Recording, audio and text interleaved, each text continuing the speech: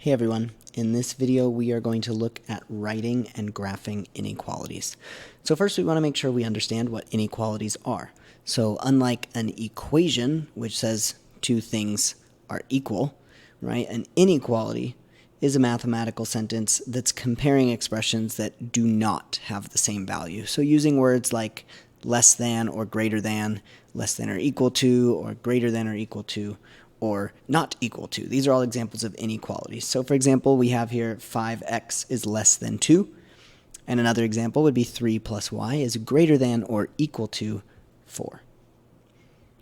So let's look at this first example, which is writing an inequality. So this one says a number q plus 5 is less than or equal to negative 7.9. So always identifying that word is going to help us kind of find where the inequality sign is. So this one says is less than or equal to. So we want less than or equal to. Then we can see, okay, a number q plus 5. So we would want to write that out. Q plus 5, again, is less than or equal to negative 7.9. So we can check that by reading this mathematical sentence. We've got q plus 5 is less than or equal to negative 7.9. All right, next example says a number x is at least negative 10. So again, we've got is at least. And now, though we see the word least here, which might make us think less than, right, we're saying the very least, the lowest possible thing that x could be is negative 10. So this is actually going to mean x is greater than or equal to negative 10, right? Because we're saying the lowest it could be is negative 10. So it could be equal to negative 10, or it could be greater than that. So x is greater than or equal to negative 10. Okay, the next one, we have twice a number y is more than negative 5 halves. So again, we'll take that is more than, that's going to be the greater than sign. And then twice a number y. That means 2 times y. So 2y is greater than negative 5 halves. Okay, so another thing we can do with these is determine if a given value is a solution to the inequality, right? So a solution to an inequality would be any value that makes the inequality true. So we can easily check when asked, for example, is negative 2 a solution to y minus 5 is greater than or equal to negative 6? All we need to do is substitute negative 2 for y. So now we have negative 2 minus 5 is greater than or equal to negative 6. And we can do that math. Negative 2 minus 5 would be negative 7. And we can see that actually negative 7 is not greater than or equal to negative 6. So this is not a solution, right? Because negative 7 would actually be less than negative 6. So that's not a solution. Let's look at this other example.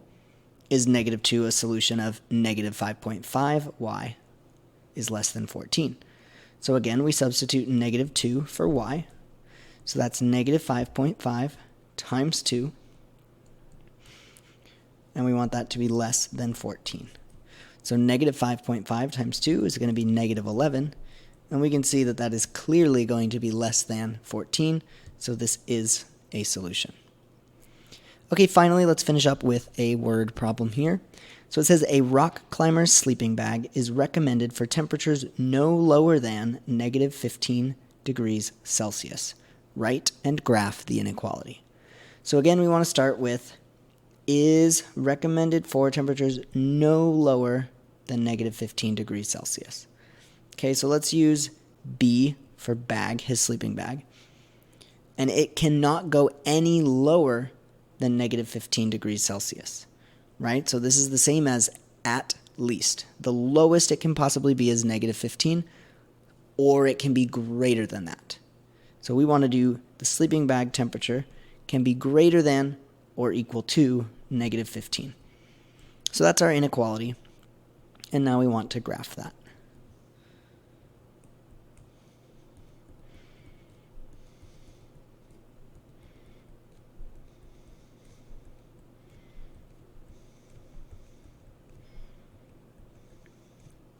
So remember, when it comes to graphing an inequality, we're going to put a point at the number that we have here, which in this case is negative 15.